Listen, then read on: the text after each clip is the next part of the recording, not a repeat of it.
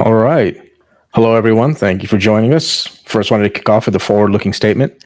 Please make all your buying decisions based on features currently available and not any of the features we may be talking about today that may be more forward-looking. Okay. And I wanted to welcome everyone to the Dreamforce 2024 for Architects preview. My name is Abdi, and we'll choose a few others. But if you are here to talk and learn about Dreamforce. But before we really start talking about Dreamforce, I wanted to introduce one of my fellow EVs, Nivea Van Wright. So my name is Shobi Abdi. I'm a Principal Architecture Evangelist here on the Salesforce Architects team. Nivea, want to go ahead? Thank you, Shobi. Nivea Van Wright, also Principal Architecture Evangelist here on the Architect team. Okay, awesome. So we're the EVs, but we're not really the fun, cool people you want to hear from. You want to really hear from our PMs, and that's where we're going to get into it. So hand it off to the PMs. So Kelly, you want to get us started? Sure, I'm Kelly Zaire. I'm the product manager for Salesforce Diagrams. Happy to be here. This is my first Dreamforce with the Well-Architected and Architect team. So excited that you're having me on here. I'll pass to Susanna. Hey, thanks, Kelly. And I don't know, Shobi, Nivea, I think y'all are equally cool. So don't lead with that. Oh my goodness. Hey everyone, I'm Susanna. I am a PM for the Well-Architected framework. And I guess it's my first Dreamforce as the PM for Well-Architected framework. Previous to that, obviously I was an EV, but so excited to see our team growing this year because it's been a long time coming. We've been slowly growing over time, and it's really awesome to see it happen. So thanks for joining today.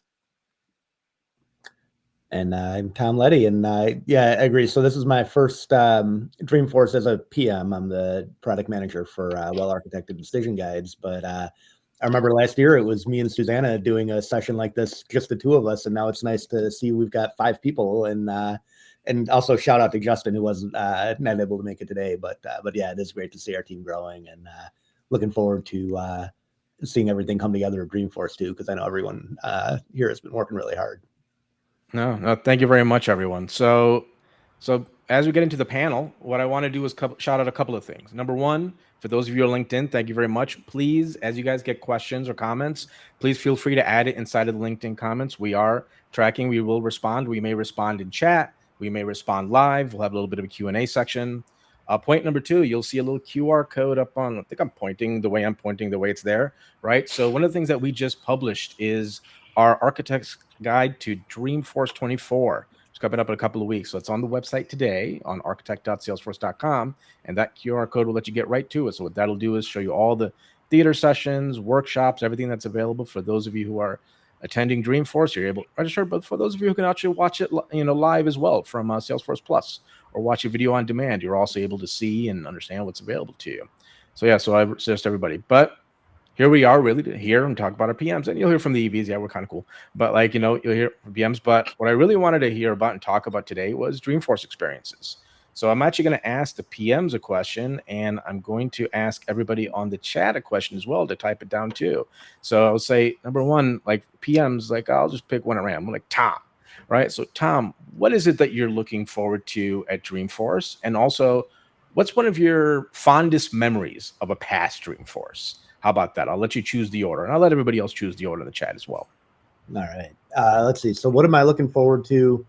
We've had a lot of great updates to a lot of our tools as far as, decision guides go.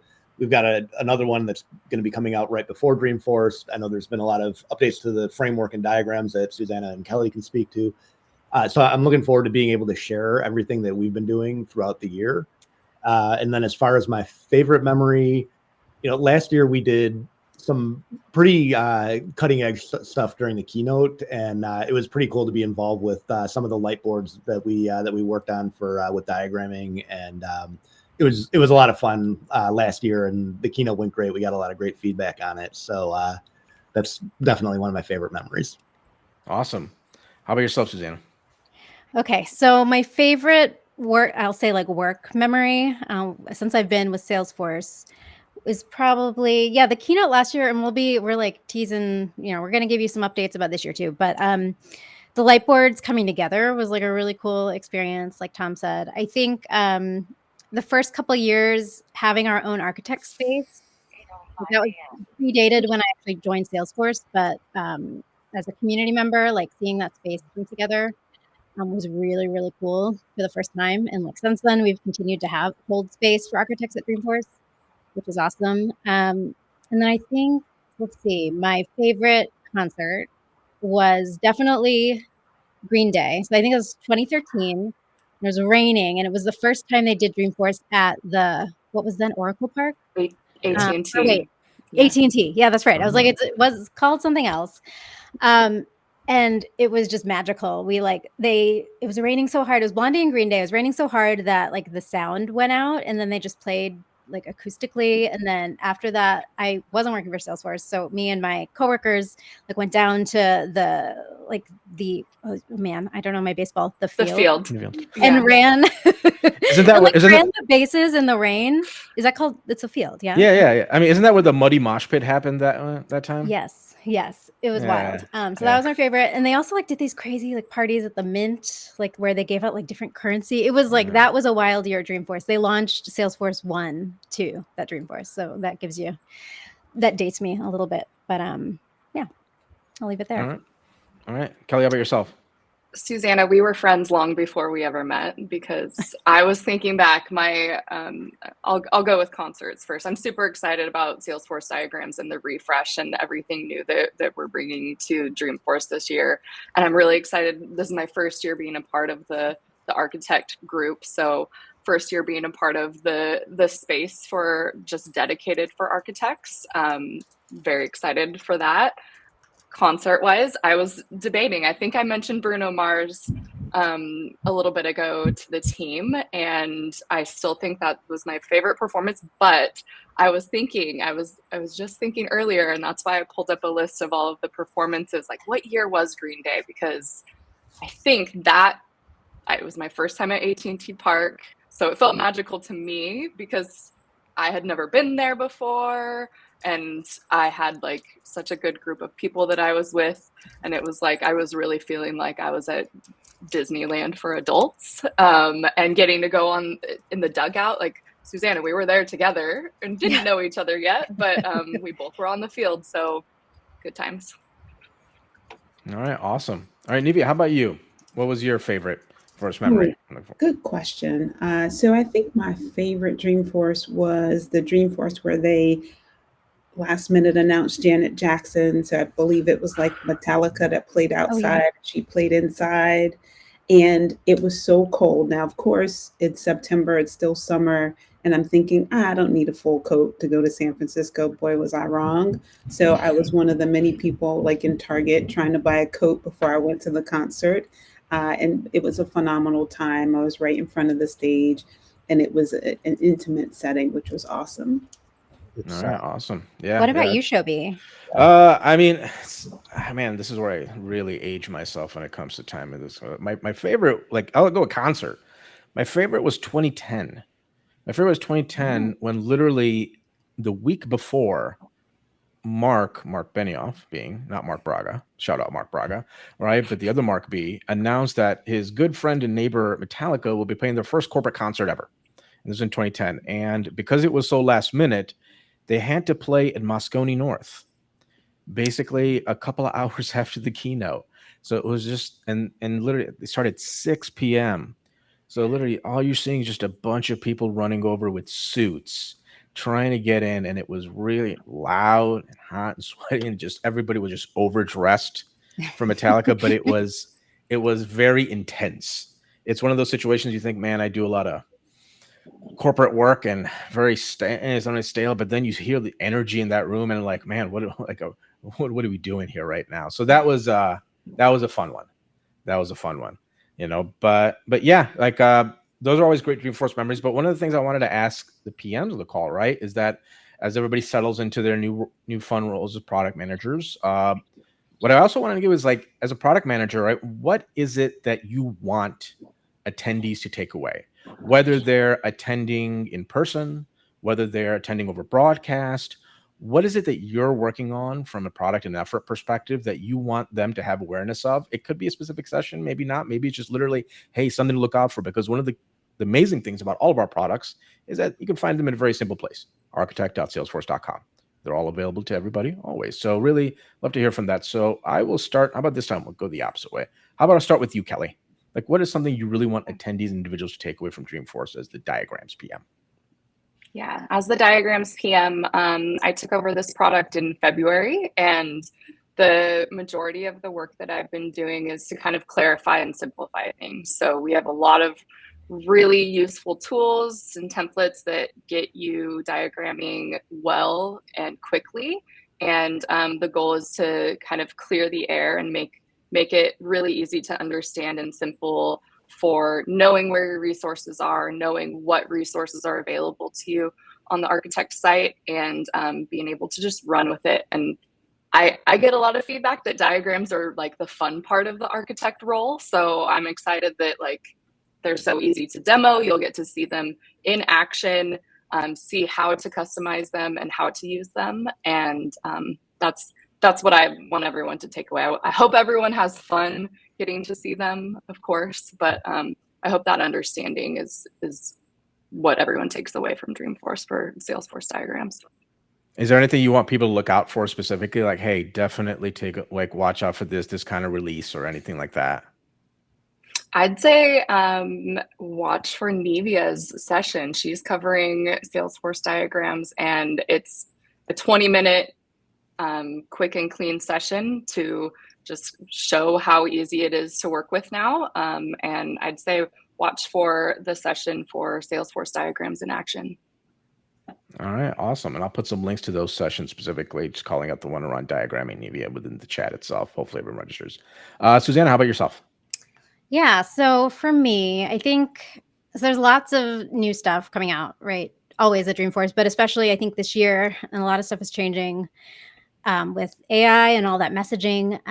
So I think for me, like thinking about how I came from the community, I always went to Dreamforce and felt like, okay, I need to go and understand as much as I can, like beyond just like the main Keynote stuff, so that when I go home and people ask like, oh, well, how, like, can we use this? How does it work? Like, what are I need to be ahead, right, of all the other people that are somehow watching the same session that I'm watching, especially when it comes to Keynote.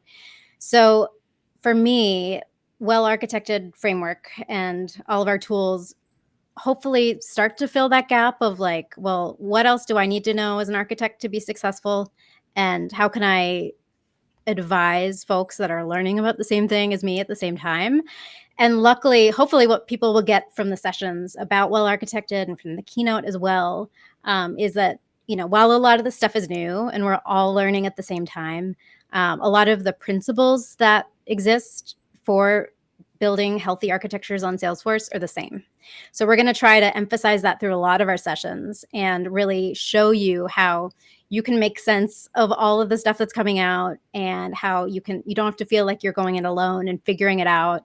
Like, we're trying to be that partner there with you so that you can do well at your job and have happy customers. And I hope that you take away that, that feeling when you watch the sessions online, or if you're able to join us in person, but would love to hear that feedback. I think the whole team would love to hear that. If there are gaps still, which I'm sure there are, right? There's just Salesforce is so big now, but would love to hear like how we're addressing that. Are you feeling like we're filling the gaps? If not, what would you like to see? So definitely that is what, like, the primary thing I hope that everyone takes away. And then the one session, or like the one thing you should watch out for, definitely is the architect keynote. So we're the last day, so we're Thursday after True to the Core.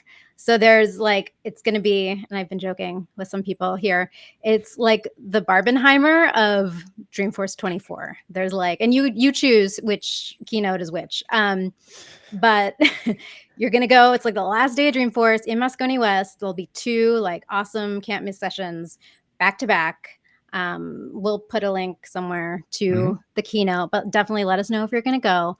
And then I promised folks that I'd give like a little bit of a preview. And so the thing I'll like throw out right now is that we heard that you loved the light boards, that it was really cool, and we thought the same. So there will be more lightboarding fun than existed last year in this year's keynote. So that's all I'll say for now, but get ready for even more light boards this year. A lot more light And we've boards. seen them. They look awesome, Susanna. A lot more light boards. And if you ask Susanna nicely, she may still use some of the Dolly images that she's made as she's tried to Barbenheimer true to the core Yes. and the architect keynote. But I went Susanna's down a rabbit hole. Yeah, but it's absolutely correct, right? So true to the core, right, is basically I like to think of it as our lead-in, right? Parker's our lead-in, and These are to warm-ups. yeah, No. exactly, or warm up to the main course that is the architect keynote. So everybody keep that in mind. Oh God, this is being recorded, isn't it? All right, Tom, please tell us, what do you want as a product manager for people to take away about decision guides? Well, I'll give a +1 to the architect keynote for sure. I've seen some of the preliminary show flows, and it's really exciting. But one of the other things from my perspective, as far as decision guides are concerned, decision guides for anybody that's been around for a while and seen the architect website in some of its earliest iterations, that they've been around for a long time, but they've kind of been inconsistent with the way that they present information, even though it's been good information. One of the things that I've been working on this year is making those a little bit more consistent and a little bit easier to find the information that you need to be able to do some of those trade-off analyses between products, but also making them a little bit more interoperable with the rest of the tools on our website. So more links to the well-architected framework, clickable diagrams that you can open that then open as templates. And I'm looking forward to kind of showing where we're at with our vision as an entire team of having all of our products work seamlessly together, and then premiering our new asynchronous processing decision guide, which is going to be released right before Dreamforce. And there's actually a specific session about it where I'll be doing a deeper dive into it. So pretty excited about that as well. No, that's awesome. Yeah, folks didn't catch that. There's a new decision guide that's coming out, brand new for the first time in a while. Yeah, maybe a couple years actually. Couple years. Yeah. So that's a big deal. Safe harbor. Yes. Safe harbor, kind of. Except we have control over this. So we have control over that. That's the good thing about our products, right? Is that we can actually release them, on time. So no, those are great. Those are great explanations. Shout out to all the product managers across Salesforce, right? So essentially, I think that's a great vision. So obviously, Dreamforce is huge. Dreamforce is massive, right? There's so much going on. Suzanne, you mentioned, right? There's 1,500 sessions happening, right? There's an entire campus of events that spans miles now at this stage.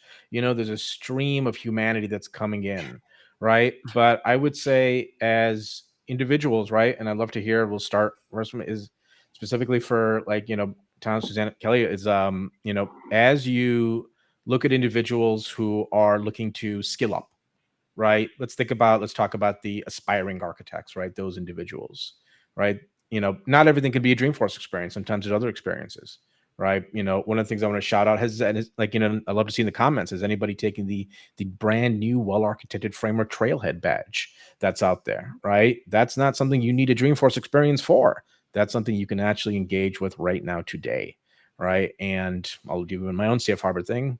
Hopefully we have more of the same soon, right? So, but what I'd love to hear from Tom is as these individuals navigate the waters of just everything that they'll see and hear on Einstein, Data Cloud, Agentforce, all that, how do you think architects should ground themselves on all the net new that's coming out? What should they do? And I'd love to hear from each of you, but starting with Tom. You're right. There's going to be a lot of information coming at you from all angles. And honestly, as an architect, I think one of the best ways to really ground yourself on a lot of the topics we're going to be covering is to do a well-architected workshop and get hands-on and actually experience it. Because I can tell you, just from my own personal experience, I can sit down and listen to somebody present some slides and talk and maybe even do a demo. And that's great. But if I can actually get hands-on and talk through a problem with somebody, I come away learning a lot, feeling like I learned a lot more that I can maybe even take back to my job the next Monday and actually be able to solve a problem at work with. So that would be, I'm going to give a little plug for our well-architected workshops as well. Appreciate that. Suzanne, how about yourself?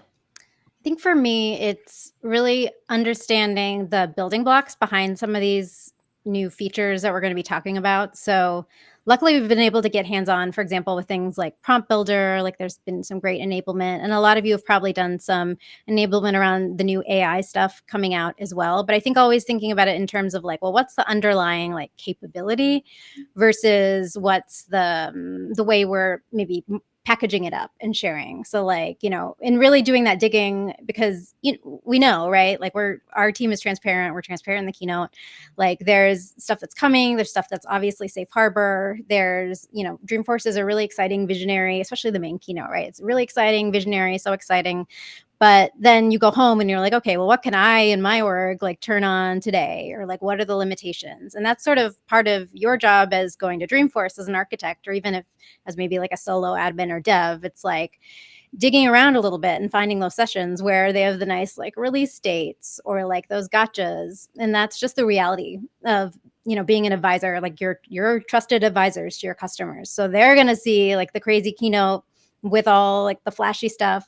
Then it's your job to then help unpack that and to be like, yep, that's an awesome vision. Like here's where we are. Here's like the roadmap, right? We have the roadmap explorer on our website, architect.salesforce.com. So it's your job to like pull together all those pieces. Went back in the day before this team existed, it was sort of like figure out how to do that on your own and like talk to other architects and have a network and share that information. Hopefully we're at our sessions that our team is curating and at the keynote, we help do a little bit of that for you. We're like giving you, okay, well, that's the vision, like here's how it works sort of under the hood. But that's, ultimately there's always still work to be done as someone going to Dreamforce. Like personally, I do that, right? For like, what can I talk about for TDX or for as an EV, right? Like what can I get my hands on today and build and share content around? So we're kind of all doing that job of unpacking what's changing and what's happening. And it's like, it's crazier now than ever with the speed of new development, right? Like we still have our 3 major releases, but there's new stuff coming out all the time in between those. So that's like the main thing I think that architects should be doing at Dreamforce. Yeah, and That's I'd like to add here if I can. I always encourage people to ask and really listen for the things their business cares about before they head out, right? So they can start to really get clear around the questions that they need to answer at Dreamforce that can bring the most value and impact back for their organization as an architect.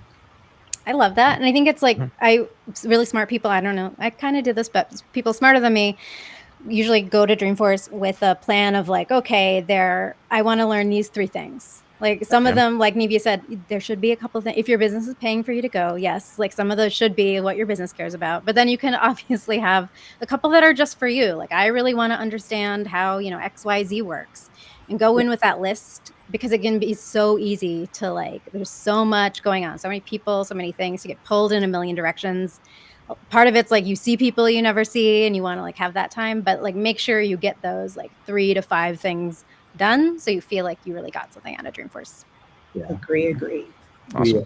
I used to do the same thing when I was working for customers. It would be me and a couple colleagues going, and we'd put a plan together ahead of time, and then like divide and conquer of, okay, I'm going to make sure I go to these 3 sessions. You make sure you go to these 3. And then, like you said, the rest of the time is for you to explore and do whatever is like interesting to you. But otherwise, if you just kind of go in and say, well, I'll just kind of see what it's like when I get there, you're going to get overwhelmed with the number of choices, because there's a million sessions that are, there's sessions that are going on at the same time. You're like, should I go to this one or that one? I don't know. And if you have a plan ahead of time and you have a specific set of things you want to learn, it makes it easier to make that choice for sure. That's awesome. Kelly, how about yourself? Like, where do you think people should be grounding themselves? Yeah, you guys covered most of what I was going to say. I guess to ground yourself, you need to be grounded and be in the moment. So for me, having those top 3, I think is, as the new things that I'm learning, is always important, but also grounding yourself in, a lot already, and you can join sessions and brush up on things that you already know and kind of validate your understanding so that it doesn't feel like everything's new. Because while everything feels new at Dreamforce, because there's so much going on and there's so many announcements and so much information available, you do know a lot already. And so I think grounding yourself in what you already know, the resources that are available. Obviously, we have a lot of resources, but there's resources all over the place for Salesforce. So just having that understanding and areas that you're interested in, but also taking the time to just let things happen while you're there. So have the plan of, I need to hit these, but let's see what else happens. Let's see who else I meet. Let's see what else looks interesting while I'm there and experiencing the moment. So making sure you have time for you, as well as what I'd say for how to ground yourself. No, that's awesome. Yeah, that's the yeah. And best I thing. always like to go to one. So I like your advice, Kelly, around like go to something where you feel like you already have a good grasp to like brush up. And then what I always used to do, don't have as much time to do anymore, but at least go to one session where it's totally like, I find it interesting, but like, I know it's going to be way over my head, or I feel like I might be way over my head, to like get exposure to that. And then like hear other people talk about whatever, whatever topic it is. So definitely like, I like the idea of having like a safe, like something I feel comfortable with, and then something I like totally don't, but it's a great time to get that exposure. Yeah. So we're going to jump a little bit of a talk and Q&A, but one of the things I like, especially hearing you guys, I got a little inspired on like, one of the things I'll definitely advise folks, and it's always interesting at Dreamforce, right? Whenever you talk to implementers, architects, developers, administrators, they're always like, well, I'm there for like getting hands-on. I don't really want to see all the marketing and all the fluff and all the salesy stuff. Here's the one thing I'll suggest, like being in this for a while, it's take a look at it, right? Because our customers, when they see those demos, when they see all that, that's what they expect Salesforce to be. Right. So as an implementer, it's going to be their expectation that you're making them eat that way. So sometimes the hands-on, it's like, all right, I'm going to do a quick little cool hands-on thing. I'm seeing it, but sometimes it's good to set your own expectation on what your customers ended up seeing when they leave Dreamforce, when they actually come back and they see some radical, amazing thing. They're like, I want that. I think I paid for that. Can I get that? And hopefully your answer is yes. Right. If it's not yes, then get the work done to get to yes. Okay. So one of the things I wanted to do was move on to a little bit of like, so as people like, we got a couple of questions, Q&A, but like one of the things I want to also put out there is got the Keynote, QR code. And obviously it is a very large, very flashy QR code. Like, the Keynote this year is on Thursday at I think 12:30 p.m. PST. We're in Moscone West, level 3 Keynote room. We want to pack that room. So please scan, attend, tell your friends, tell your neighbors, tell. And you tell don't have to be kids. an architect to attend, No. right? Like bring your friends, especially if you are an architect with a team and you're like, I'm tired of telling people these things to do, like bring your team, and then they can hear from Salesforce probably the things you're already telling them, and makes your job a little bit easier. Yeah, exactly. So like in the end, like actually I want to give a chance, like, so one of the things we want to talk about a little bit is the Keynote. So like Nivea, can you talk a little bit about the Keynote? Like I don't know what people could see, what people can expect potentially there.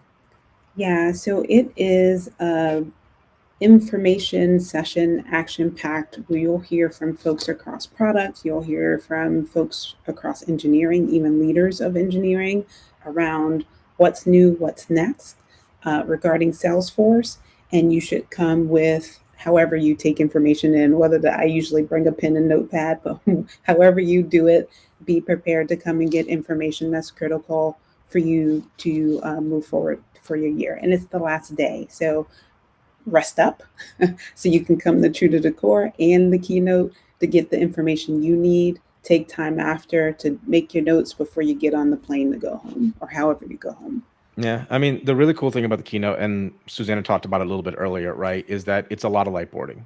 Yeah. Right. It's a lot of lightboarding because one of the key things that's always fascinating is that Salesforce, when you talk about like Einstein data, let's just talk about AI and large data volumes, large complex data. It may start to feel, if it's feeling complex to you as like a architect, imagine your customers, right? So what I love about the lightboards and the usage of lightboards is that it takes those complex ideas and makes them visual, right? It takes those complex ideas and it tries to simplify them in a visually expressive way. That's not, let me show you this cool demo. Actually, that's one of the cool things about Dreamforce this year as well, is that it won't simply be the hot, fresh new Ferrari demo. We'll actually go under the hood, not just us, but across the board. All of our keynotes are going to go under the hood, show you how Data Cloud works, show you how it works, because that's what our customers want to see and hear, right? They want to see the cool stuff happening underneath. They just don't want to see the email. They want to see they want to see retrieval, augmentation, generation. Oh God, I better get that really done. Tom, you better get that done because that's your part of the keynote, right? We have some time before the keynote. It's okay. Exactly. So like to get RAG done, I'm just gonna go RAG for now. But like, that's what Mark kept calling it RAG, but basically like RAG is an incredible concept and how it searches the vector database. I mean, it is such a radically cool concept. I really genuinely cannot wait to see how people see it drawn out, because it is just incredible. Like some of these concepts are so staggering, right? And that's the other thing about our keynotes at boards, is that it's actually our engineering team who's doing a lot of work. So it's going to be Susanna, and Tom. I believe those are going to be our Lightboard folks. And is it? Yeah, I believe so. Yeah, and then I'm going to keep Susanna. Did I miss somebody? So me and Tom are the Lightboard people, Yeah. and then we're going to be joined by, so there's 3, it's a Salesforce or a Dreamforce keynote. There's 3 chapters. For each of the 3 segments, chapters, there will also be joined by someone from engineering, like Shelby said. So Yeah. Tom and I will be doing like a little teaching moment, and then we'll talk about how you can apply the concept you just learned to a scenario. So it'll be like more scenario driven than last year. We heard that feedback, and then you'll be hearing how to solve for a scenario with literally like one of the people who helped build those features. So like that's, I think, so unique. It's a really cool opportunity for them too. So these are engineers who they're not like product managers, right? They're not like out there schlepping, I can say this because now I'm a PM, schlepping their product. They're like legitimately worried about building it, right? So it's a really cool opportunity for them to like get to spend some time in the same room as the people who are like solving these problems with the products they're building. So I think it's just a really cool, like they're architects on a different tech stack, right? Like they're building the thing, making those decisions that we make with Salesforce, but with the tools that are actually under the hood of Salesforce. So it's so they are excited to meet other architects, right, that work with some of the same tools that they do. Yeah. And what's amazing about it is that like usually these topics kind of feel like throwaway, like semantic search, vector database search, RAG, right? But what's great about the Lightboard is that it'll actually articulate, it'll show you literally under the hood how it works without going to the code base, right? And I think those concepts are pretty key. That's why we have our engineering team involved in those Lightboards. It's pretty cool. So that's the keynote, right? The other part of it is I want to talk about a little bit is the well-architected workshop area. Now, I am calling it the well-architected workshop area and not the other name that it had in previous years, Architect Vista. So when you guys are at, Moscone and you're asking around, where can I find the Architect Vista? They're like, well, we don't know what that is. So be sure to ask. I want to find the well-architected workshop area, and you can find it on the Trailblazer Forest. So it'll be a level 1. We'll be in, I think there's a theater, and then there's the trading post. We'll be right center. We'll be close to where the food is, which is good because that's where we all want to really be during Dreamforce, right? The food and the drinks. And what's really great about the workshop area this year is that once again the the Lightboards are back, right? So it's not just the Lightboard of the keynote. So we'll have 4 Lightboards, and we'll do the same thing. But what'll be a little bit more interesting this year about the workshops is that we're tweaking it up a little bit, where it's the same ability, same how do you apply well-architected into real life business scenarios, but we're going to make it a little bit more challenging potentially. We're going to make it a little bit more fun and engaging. I'm not going to throw out how, right? But I'm messing with something, and we'll see how it works, right? Maybe I'll be able to show it at the next LinkedIn Live, which is also scheduled. That link will show up towards the end of this, right? So so essentially, like for anybody who's actually engaging, one of the things that I'll urge everyone is that favorite, and as soon as the agenda builder opens up, reserve, right? We will have the ability to have individuals wait list, right? But right. So like this is huge. So remember back in the day, if you came to Dreamforce, you could like save a seat by clicking Agenda Builder, and then we killed it for a couple of, for certain things, not for everything. So like not for our theater sessions, for example, but just for the workshops, because there's only room for 40 people in each workshop.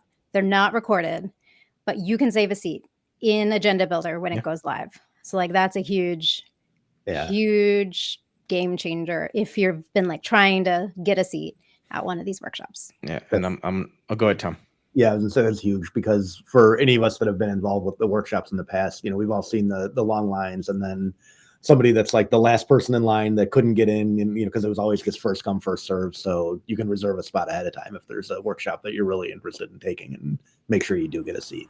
Yeah. And harkening back to old rules, though, there'll be the registered line, and then at a certain time to be determined, we don't know, 5 minutes, 10 minutes, 15 minutes, whatever. It'll be published. We'll make sure we share it with you.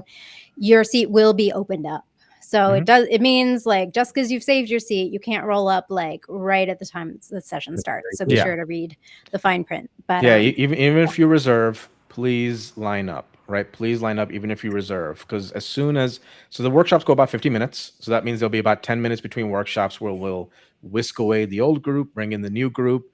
But I'm going to pretty much call it up front that if you're not in your seat, maybe like 2 minutes, 1 minute in, that wait list line will get kind of antsy and we'll start opening it up. So my suggestion to everybody is show up early, get queued up, right? But the great thing about reservations is that you get a chance to be there. So when you line up, you'll know you'll get in, right? That's the key thing on reserving. When you line up, with the wait list, we still want individuals to participate or even observe, right? So that'll be another key part of architecture workshop areas that I know people in the past few years have loved to just watch what's happening, right? It's light boards, it's engagement, it's architects working together. We'll have a lot of that same day. And even the topics themselves will be pretty interesting because they'll let you go a little level deeper, right, into some of the concepts within the well-architected framework itself and utilizing decision guides and diagramming framework. So yeah, there's a lot to add. So like I said, for the workshops, I would say register early. And once again, it's here. Shout out to Brian Shea and Shelly Souza, two of our ambassadors who will actually be leading workshops who are on this call right now. So we'll have our ambassadors once again leading up all of our workshops, and we're very thankful to them once again for really engaging with us and being a not just an extension, right, but really a supportive part of the architect family. So really thankful. And where can people go to see the list of workshops that are absolutely going to happen at Dreamforce? Yeah, so they can go to the resources page. So it's on architect.salesforce.com/resources/Dreamforce24. Right. So I'll put that link in the chat again. But that's my suggestion to everybody, is that's where you can find list of workshops, because all the workshops are also repeat. If you're like, oh, I couldn't get in the one I want to get in, no big deal. You can get to the repeat one. But like I say, reserve early, reserve often, get in line early, get in line often. I'll tell you that right now. We're already figuring out the fun ways of managing that line. So yeah, it's workshops. Okay. What I also want to do was get into some of the Q&A. So what's interesting about Q&A usually is that when I take one, like usually one person submits a question, and then when we address that person's question, then all of a sudden it becomes a deluge of questions. So this is officially the Q&A time. So actually Piyush Bandia asked a question, and this is maybe more of a Tom question. It's about guides, and it should be the fun one. I want to see how you respond to this, Tom. Is there a guide to make decision to either evolve current Salesforce org or start fresh org when the org is dated and not be able to keep up with the changing business direction? Thank you. So you know what? I want to hear from you, Tom, and also Suzanne and Kelly is your own product. I want to hear from you as well. So what do you guys think?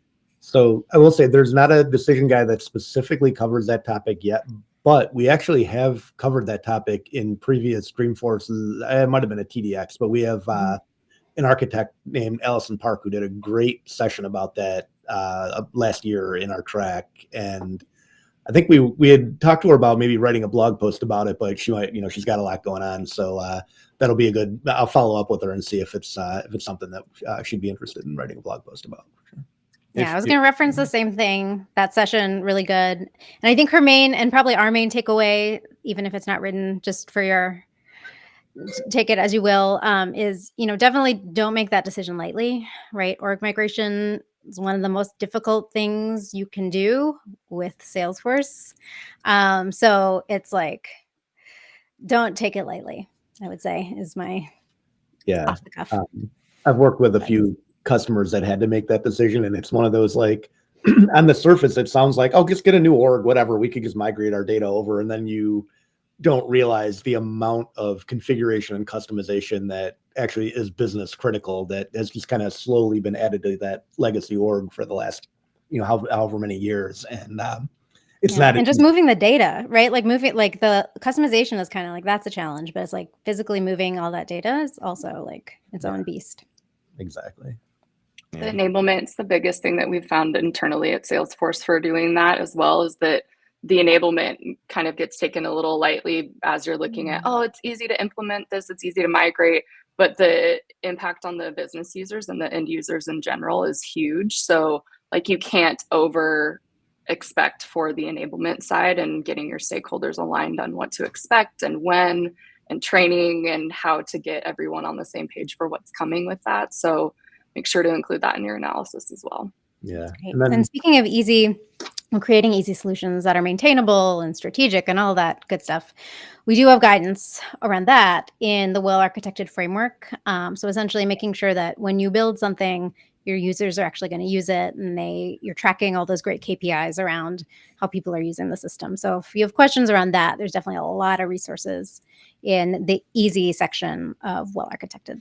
And I think we've also got some other good resources of, if you do make the decision of, you know what, we are going to just stick with our existing org and try and remediate some of the technical debt. We've got blog posts, and then, you know, there's some discussions about technical debt in the Well-Architected framework, and then blog posts about how to approach remediating it that are available also on the architect's website. So you can take a look at those. Yeah. And I think that's the key thing, right? I mean, I think I'm like 50 org migrations in my career. Like, they're never easy. Here's the way I'll put it. It's, you know, look at the Well-Architected framework, right? It's prescriptive guidance around solution health. If it went wrong the first time, don't make sure it goes wrong the next time, right? So it's not a data transfer thing. It's not a user activation thing. It's making sure it's healthy out of the gate, right? You know, that's one, like, and utilize that. Use the decision guides as a way of understanding if you've made the right choices the first time. Don't just bring all of your metadata and hoping that the right choices happen all over again. No, like, find those trade-offs, right? Because usually that is legacy. And then use one of my favorite tools, diagrams, you know, and use diagrams to express what the current state looks like. You have to map out what the problems in the current org look like. You can't just say it's bad. Map it out so that when you get to future state, people can see the benefit of that investment. So yeah, you know. So I'm gonna trace it back to all of our products. I'm not gonna talk about the dirty parts of org migration. So actually, speaking of diagrams, we have to have a really great solid diagrams question for you. Not really DF related, but hey, it's all good. None of these questions have to be DF related. Like, you got the product managers here. Ask them questions about the products, right? But are any plans to create a Figma pack and design? I feel like that's been coming a long time. A Figma pack for diagrams. That's good input. We don't have that on our current roadmap for the rest of the year, but we are looking at ways to expand. So love to hear any feedback around what use cases you'd love to cover in Figma.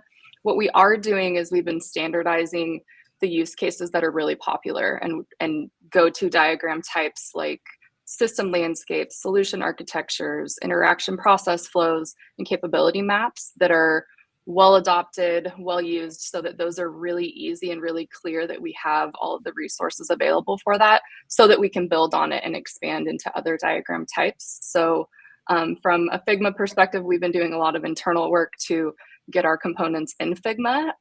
We don't have it on the roadmap to launch a Figma partnership with the components available there, but would love to hear the use cases that you'd like to cover in Figma as well.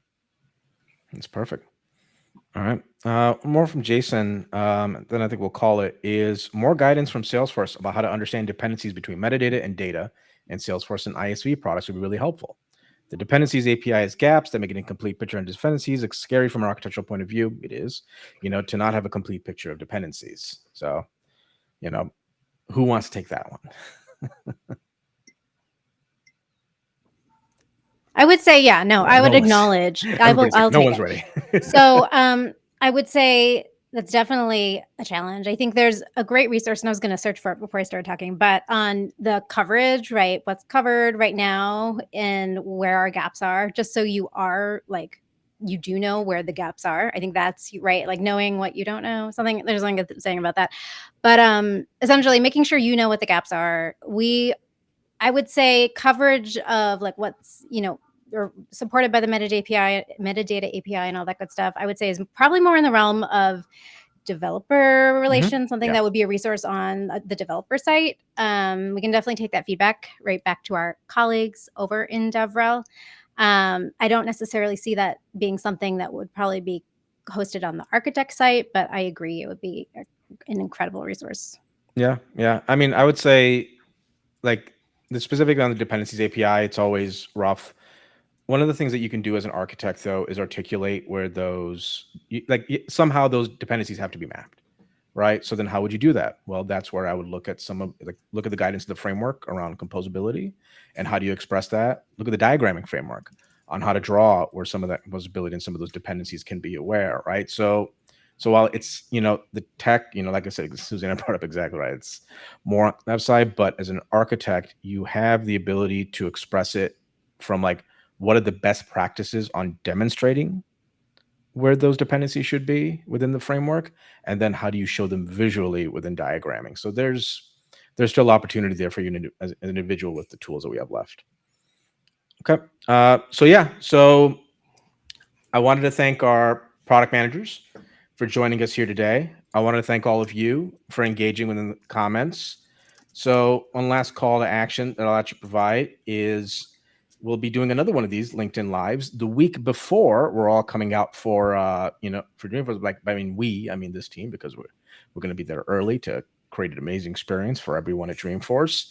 But essentially within that LinkedIn Live, we'll go a little bit deeper. Hopefully by then, Agenda Builder will be out. We'll highlight specific sessions. We hope everybody attends and engages on, but in the end, some of the key asks. Number one, please take a look at the architect resources page, for Dreamforce 24. It's a great guide on what to engage in. Please, please, please fill the Keynote room, Architect Keynote. September 19th, 12:30 p.m. PST. It's right after True to the Core, right? You're going to go for that. If you're going to Barbenheimer, then Barbenheimer right? You're going to, I think we're more Barbie than Oppenheimer. I'm going to say up front, I'm going to call it. We're Barbie. We're Barbie. So it's more of like an Oppen Arby versus a Barbenheimer. So, corner? No, something. If you have an idea on the name, we also want to hear that. Yeah, exactly. We'll figure out that. Yeah, if anybody's got that. And shout out to some of our ambassadors on the Wawa one for the Well-Architected workshop area. So that we'll get that somewhere. But really, I want everybody, into the next LinkedIn Live. Please bookmark the Keynote. Please go utilize the resources page. It is continually updated. You'll soon see daily highlights of what suggestions that we're making by week on what you should attend. And please continue to follow us on LinkedIn. And with that, I wanted to thank our product managers once again for engaging with us. It's always a fun time. And I hope everybody has an excellent rest of the day. Thank you. Thanks for joining, everyone. Nice to see you. Thanks all.